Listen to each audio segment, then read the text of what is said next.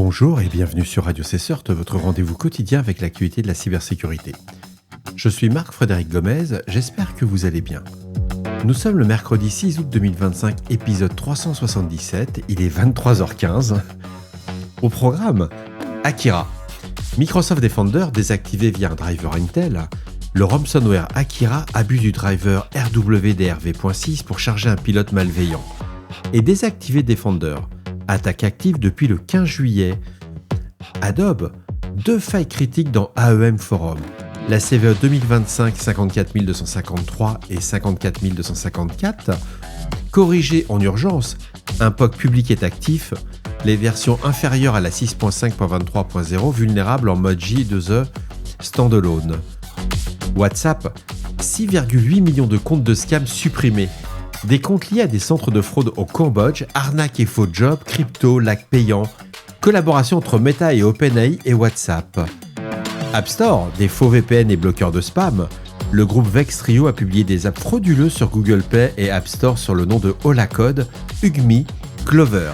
Objectif, abonnement piégé, publicité, vol de données.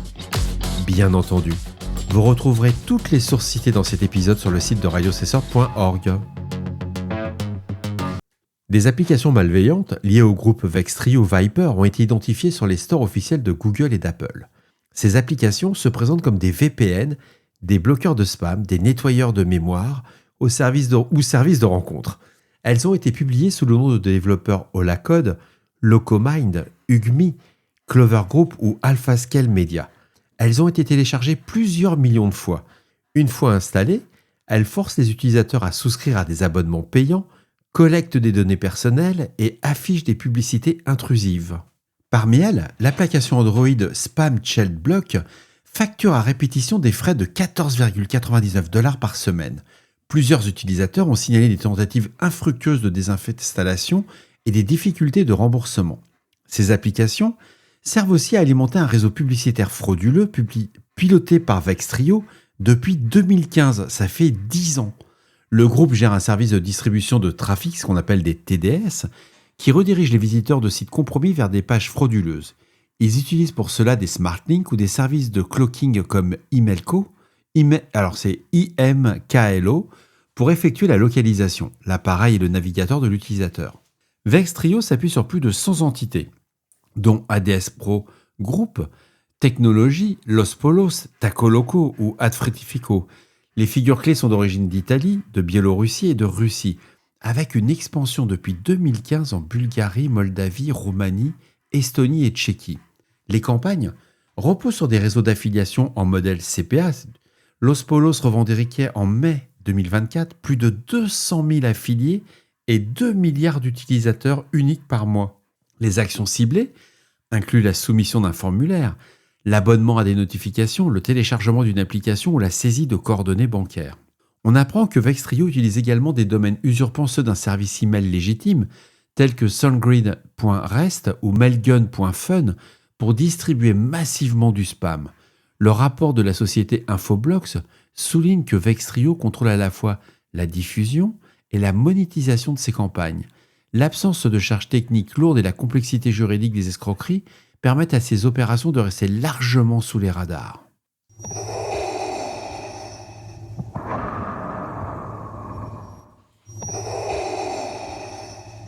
WhatsApp a supprimé plus de 6,8 millions de comptes frauduleux liés à des centres d'escroquerie opérés principalement depuis le Cambodge. Cette opération mondiale a été menée en collaboration avec Meta et OpenAI. Les comptes étaient utilisés pour des réseaux criminels organisés d'Asie du Sud-Est. Ces centres exploitent souvent du travail forcé et mènent des arnaques multicanales. Faux investissements, achats fictifs, fraude aux crypto-monnaies. Le point de départ est souvent un message sur WhatsApp ou une application de rencontre. La conversation est ensuite déplacée vers Telegram. Parmi les escroqueries observées, des fausses campagnes de lacs rémunérés, location fictive de scooters et plateformes de dépôt crypto frauduleuses, des outils d'IA dont ChatGPT ont été utilisés pour automatiser les premiers échanges. Les victimes étaient ensuite incitées à liker des vidéos TikTok pour gagner de faux revenus avant de leur demander un dépôt en crypto-monnaie. WhatsApp précise avoir détecté et bloqué ses comptes avant qu'ils ne soient pleinement activés. De nouvelles mesures anti-arnaque sont en cours de déploiement et lorsqu'un utilisateur est ajouté à un groupe inconnu, un aperçu de sécurité est désormais affiché. Les notifications sont temporairement silencieuses et les utilisateurs peuvent quitter le groupe avant d'interagir. Des alertes sont également testées pour les messages reçus de numéros inconnus afin d'encourager à vérifier l'identité de l'expéditeur. Article à lire, c'est hyper intéressant. L'éditeur Adobe a publié une mise à jour de sécurité d'urgence pour Adobe Experience Manager Forms sur Java Enterprise Edition. Cette mise à jour corrige 2 vulnérabilités critiques référencées sous la CVE 2025 54253 et la CVE 2025 54254. Un exploit de type preuve de concept est déjà disponible publiquement. La CVE 2025 54253 est une vulnérabilité de type XML External Entity. Elle permet la lecture de fichiers arbitraires sur le système, alors que la CVE 2025 54254 est une erreur de configuration. Elle autorise le contournement des mécanismes de sécurité et l'exécution de code sur le système. Les versions concernées sont Adobe Experience Manager Forms sur J2E, en version 6.5.23.0 et antérieure. Ces vulnérabilités s'appliquent principalement au déploiement autonome sur des serveurs compatibles J2E comme JBoss. Adobe n'a pas connaissance d'une exploitation active à ce jour, mais le correctif a quand même été publié mardi et il est fortement recommandé de le déployer. La CVE 2025 49533 est une faille de désérialisation non fiable sans interaction de l'utilisateur, avait été signalée plus tôt par les mêmes chercheurs, c'était Shubham Shah et Adam Kuz de Sealight Cyber. Un correctif avait été publié le mois précédent.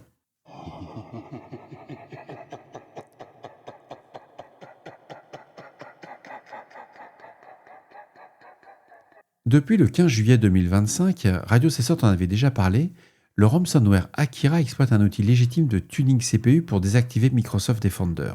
Le pilote visé est RWDRV.6, associé à l'utilitaire ThrottleStop. Il est utilisé pour obtenir un accès noyau en l'enregistrant comme service système.